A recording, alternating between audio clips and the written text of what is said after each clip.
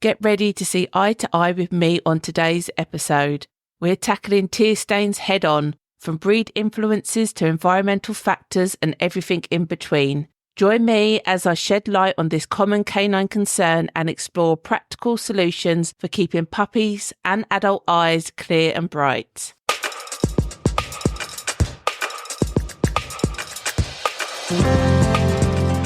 Welcome to the Bulldog Broadcast, the Pure Talk Pedigree podcast. Join me, Sarah Lamont, as we delve beyond the pedigree propaganda and misinformation surrounding the beloved Bulldog breed. Together, we'll uncover the real-life realities of Bulldogs, sharing insights with admirers, owners and breeders worldwide. Hello, welcome back, and thank you for joining me again today. This episode, I would like to talk about tear stains. They seem to be the bane of some Bulldogs owners' lives. I think we need to understand all the reasons why your dog might be having them to know the correct treatment to fix them. Basically, what is a tear stain? It's a stain by the eyes, typically within the eye wrinkles, because the tears are either overflowing or it's a wet, moist environment. What can happen is the area oxidizes and it creates this reddish brown stain from the corner of the eye outwards in their wrinkles. They can get this reddish brown stain that tends to be a bit wet and mucky. That can be the bane of owners' lives, particularly if you've got a light-headed dog. It's more prevalent. If you've got a darker-headed dog, then they might still be there, but it just seems less obvious that they're there. When it comes to tear stains, to find out the right solution, you need to observe what the full range of symptoms are. So, for instance, if you have a dog has the tear stains, but also is rubbing their eye, like trying to rub it on stuff with their paws, or they're blinking a lot, or maybe they're shaking their head, they're uncomfortable with it, then that to me suggests that the eyes are actually irritated in themselves. So the dog is uncomfortable with the actual eyes, which is causing the tear stains. And so we need to consider, well, why might that be the case? Now, a Bulldog head is different from a lot of dogs. They're brachycephalic. So the short face, so the eye set is set really far apart. Having this type of eye set and this type of head means they can be more prone to having eye issues. And it's not just Bulldogs.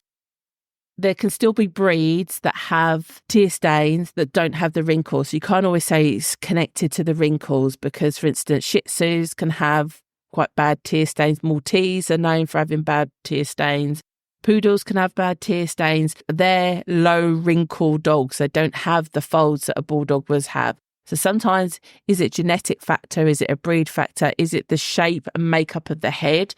I think it's worth bearing in mind that if you have no tear stains, particularly in a young puppy, and then they develop, but they're not irritated, don't seem irritated by them, this can sometimes be related to teething. Teething generally affects eyes, ears and throat.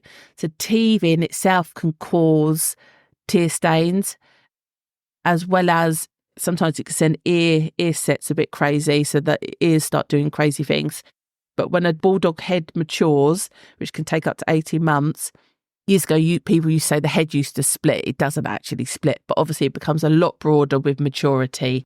And so this change in skull development and formation can then sometimes put additional pressure on a tear duct while it's going through that growth phase. So sometimes tear stains can be growth related, and it generally doesn't last long term, but it is just a period of time that you might have more excessive tear stains than you did previously have, and then they might go again. So it's always just worth bearing that in mind. Like I said about the eye conformation and how the head layout is different to a majority of breeds, there has been a focus on the eye formation and particularly the eyelids in themselves, because there can be a condition called entropion where the eyelids roll inwards. And ultimately what that means is that the eyelashes in the skin start rubbing on the surface of the eye, which obviously is going to be painful. You only have to get an eyelash stuck in your own eyeball to realise how annoying that is. That's going to cause serious discomfort and potential damage to the eye. So they can actually get eye ulcers and that kind of thing as well. So it's not just a case of having a tear stain. They can get cornea ulcers, which can be quite serious. I mean, they can lose their sight if they're not treated appropriately. So you've got entropia, where the eyelid rolls inwards, and you've got ectropia, where the lower eyelids sort of droop and turn outwards, and then that exposes some of the inner eyelids, which then in itself can impact the sensitivity of the tissues around the eye, which again in itself can cause irritation, excessive tearing, and possible eye infections. This you may be heard or referred to as diamond eye, which is like the breed standard asks for a round eye. Many bulldogs have an almond-shaped eye, equally is acceptable. But a diamond eye is just, it literally is a diamond. It's got like points. You look at the eye and the skin is sort of all puckered and there's points at the top and the bottom. So it gives a diamond shape effect. That's not a well-fitting eye, and that can then cause problems in itself. So particularly when you're looking for a puppy, look at the parents. What type of eyes do they have? Do they have a nice fitting eye, or is the skin around the eye puckered in or out? Do the parents themselves have excessive tear stains? Some basic observations can help you identify what your potential puppy could have or might not have going forward. Now, sometimes there isn't anything that's causing it, and it's just general maintenance of a wrinkle. Like ultimately you have a wrinkle is going to be two bits of skin folded over themselves, and it can get a bit hot and sticky. So for instance, you might have a dog that's absolutely fine in the winter because their overall body temperature is lower, but we hit summer, humidity levels increase and they start getting tear stains, and they have an elevated body temperature. Those changes are going to encourage bacteria to grow, which then creates the tear stains. So some basic grooming and regular grooming of tear stains. And ultimately, you just want to remove the moisture in that area, because then that's going to stop the bacteria growing, which is going to stop the irritation, which is going to stop any infection. Districhiasis, honestly, it's not a word that rolls off my tongue. Districhiasis is something that you need to look out for when you're grooming your dogs, which you should be doing routinely, like weekly at least, just having a little check on them. And this is where an eyelash can just basically goes rogue, and you'll just have a random eyelash growing somewhere where they shouldn't grow. And ultimately that becomes an irritant to the eyeball. So it's always worth just checking when you do your weekly once over and you check in for your wrinkles. Just look to see if there's any rogue eyelashes. And sometimes you might pick this up if a dog again is fine, and then suddenly they just get a random tear stain, like particularly on one side and not like it's not matching. Just have a look at the eyelids and see whether there's a rogue eyelash growing somewhere. And if there is, sometimes if they're a little bit snoozy, while the dog's snoozing and you've got good light, you might be able just to pluck out that rogue eyelash by yourself with just some tweezers. Always just be on the lookout on eyelashes growing where they shouldn't be growing. Another thing to bear in mind is a dog could just have an eye infection, and this could happen because of change of environment, change of weather. They might have, you took them to the beach the day before and they got some sand in their eye. Always just looking at overall eye health. And yeah, it could just be there is no reason apart from it's just a random one-off eye infection and everything's fine. So obviously treat that eye infection, which I'm going to come on to treatments in a bit. The final thing I wanted to talk about was allergies. So allergies can have a huge impact on your dog. And I think this is actually increasing. To be fair, I think it's probably increasing for humans. So why would the dogs be any different? It could be anything from environmental factors, so actual pollutants. I saw the other day somebody said they've had to bin the Yankee Candle because it was actually an irritant to the dog. So just be conscious of anything in your household, basically, like airborne, but also cleaning products.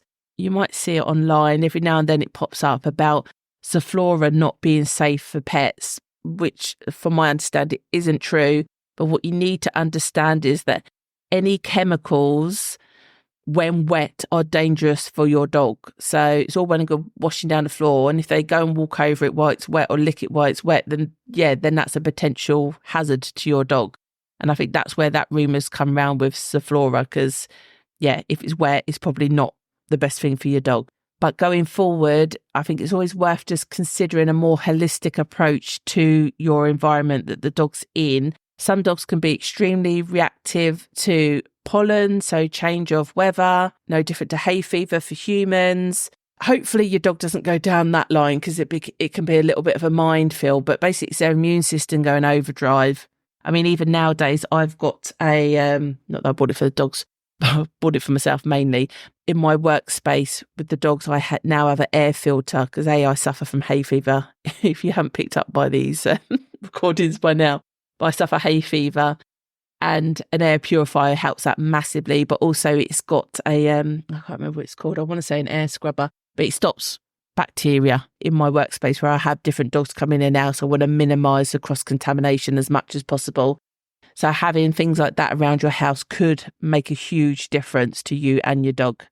Also, when it comes to allergies, is dietary factors. What you need to remember is kibble is really popular because it's convenient for us as owners. It's so easy just to have a 15 or 12 kilo bag of dog food delivered to your door, or you go and pick it up and it just, you stick a cup in it and they get a scoop twice a day, job done.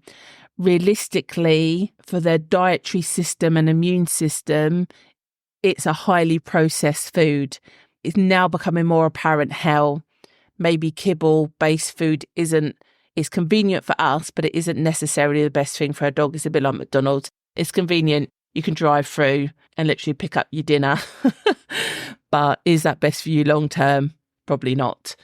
And I think that's why there's been a big uprising of raw food. Sort of, we've almost gone full circle from years ago where dogs would have your scraps or you go down the butchers and pick up bits and bobs. It went all to a highly compressed, convenient food. And now I think we'll see it go full circle again, and we're going back. A lot of people are deciding to go back to raw food for the fact that it's got less additives in it. Even the source of proteins are easier to identify, to be able to pick up potential irritants easier. So it's quite a lot that I've covered there. So just a few things to recap. A sudden tear stain, is it a growth phase that your dog's going through? Is it because of the breed and the wrinkles, and maybe grooming would improve that? Is it because that there is an undetected eye condition and that needs to be looked into? Is it because just by sod's law they've picked up an eye infection and that needs to be dealt with? Is it because of allergies being on the increase, whether that be environmental or dietary? So that's quite a lot of things to look at. So it's all well and good seeing online someone say, my dog's got tear stains, how did you deal with it? You need to look at which one of those your dog falls into as to how to appropriately deal with it. Now, some of the treatments, they might be quite extreme and serious, which would involve veterinary intervention and possibly surgery to change the eye conformation. I myself, of all the dogs I've owned, have never ever had this done. So hopefully that to me is how extreme and serious it would be if it needed doing. But I'm not saying there aren't dogs out there that need that. You've also got your topical treatments. So for instance, if it was an eye infection, obviously go and see your vet. You can buy mild antibiotics for humans over the counter that might just fall into your dog's eye.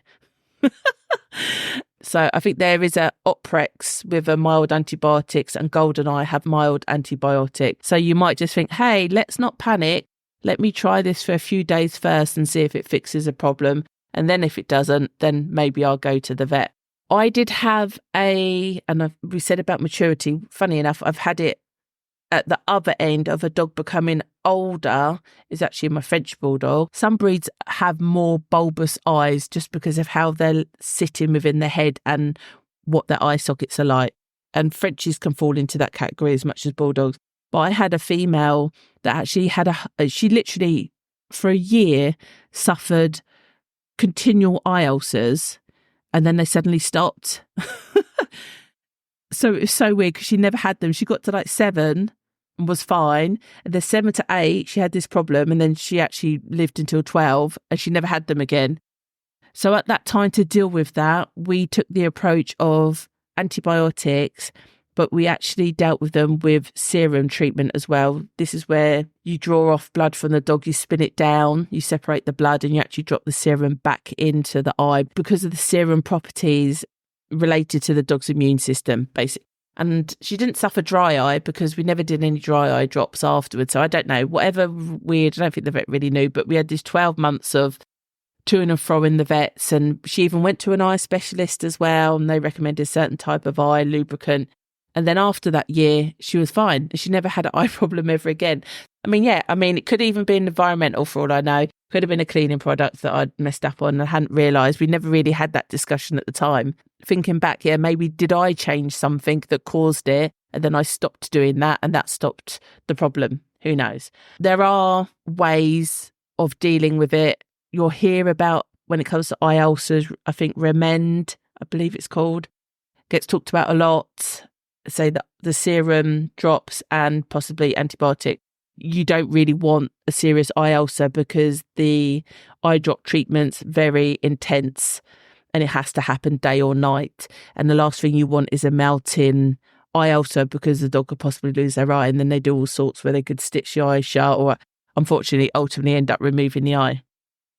So eye stuff is serious. All with me saying this, it's serious. You get one set of you get one set of eyes, so you need to look after them for as long as possible. It's not like, I don't know, if you lost a tooth, you still got a whole mouth full of teeth, haven't you? But eyes are very important, so it's not to be messed around with. If you are concerned, then just get them to the vet. If you're in any doubt, then definitely speak to your vet. As I said, when it comes to grooming, just keeping eye wrinkles nice and clean and tidy. I like to use Hibby Scrub, which you need to dilute down. You can buy it online most days. If you're even more lazy than that, which I am, I quite like CLX wipes. Again, I'll probably stick links in the show notes. You don't have to dilute anything down. Basically, it's like a baby. It's like a medicated baby wipe, which does exactly the same job as Hibby Scrub. So I quite like that just for pure convenience. But they are very expensive. And they are very big wipes, so I always recommend people just cut them in half. Clean the area with CLX wipes, pat it dry with either cotton wool or kitchen roll. And then it's all about drying the area out. So I personally would then put into the area medicated powder. And the easiest way to apply medicated powder is to put it into a ketchup bottle. You know, those American style ketchup bottles? Because then you can angle the nozzle into all the nooks and crannies, spray a bit in, rub it in with your finger, and then I just blow out any excess powder, just so it's just not sat there and getting claggy and blocking pores, which is why I hate with a passion, I'm going to say that again, I hate with a passion Sudocrem. It doesn't fix anything. It's a barrier cream. I understand the idea of someone thinking, I'm going to put Sudocrem on so more tears run off. But if it's bacterial, you're helping that area stay moist and damp. And it just sticks to everything. You end up with white marks over everything. So I don't have any Sudocrem. If I needed to treat a sore area, I would do exactly what I said, CLX wipes. Then I would actually put athlete's foot cream on, preferably one that's got the hydrocortisone in, so it's got the mild steroid.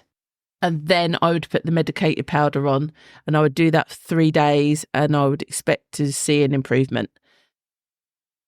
So I don't use Sudocrem, can't stand the stuff, don't use it. There are other better alternatives than Sudocrem, and I just don't think it fixes the problem. Hibby Scrub, medicated powder is 1,000 times better than that.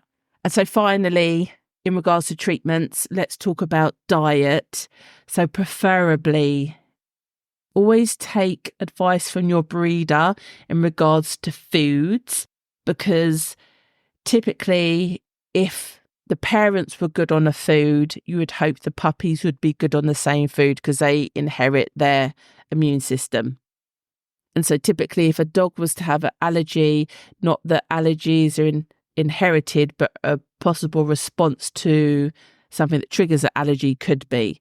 Always take their advice on what foods they recommend, because you would assume if the parents are okay, then the pups are going to be okay. But generally, I think it's widely advised now to stay away from grains, so a grain-free food. I know there is a whole conversation about how grain-free foods may impact heart, but I think if you're having tear stains, then you need to consider no grain foods or grain-free foods. Preference should be that they're grass-fed, and I would try and get a single protein source food, because if you have something that's got duck, chicken and turkey, it's going to be hard for you to try and work out which ones are causing a possible reaction. So try and keep to a single source food. And even more so, like I've already mentioned, maybe consider coming away from kibble food and looking at raw feeding. It is more expensive generally, but if you've got 1 or 2 dogs, probably not end of the world stuff. It is more inconvenient because you do have to defrost food in a timely manner so your dogs don't starve. I will get a canine nutritionist in to talk a lot more about this, but it's a more natural way to feed your dog for how they're designed to eat. And so that in itself should cause less issues in the digestive system. And even like raw feeding basically increases the acids in the stomach, which means that they break down foods better, they digest food better, they generally have a better immune system when it comes to fighting off bacteria and fighting off viruses and bacteria and that kind of stuff. So yeah, it's not just a case of let's feed my dog raw food to avoid tear stains. It's the other benefits that come with that as well. So I hope I haven't bleated on too long. I feel like I have. And equally, I hope I haven't rushed through it too much.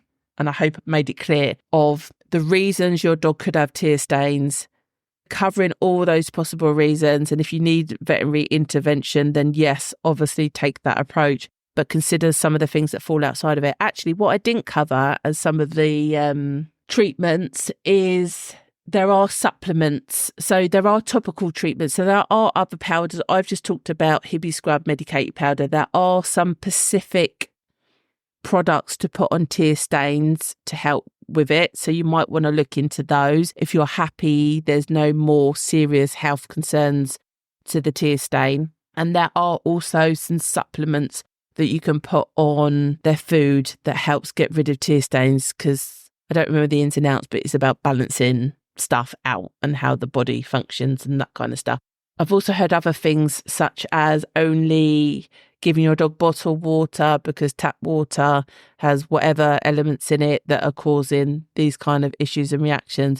So if you do some research, there's a lot of stuff out there. Some of it might be snake oil, some of it might be the real deal.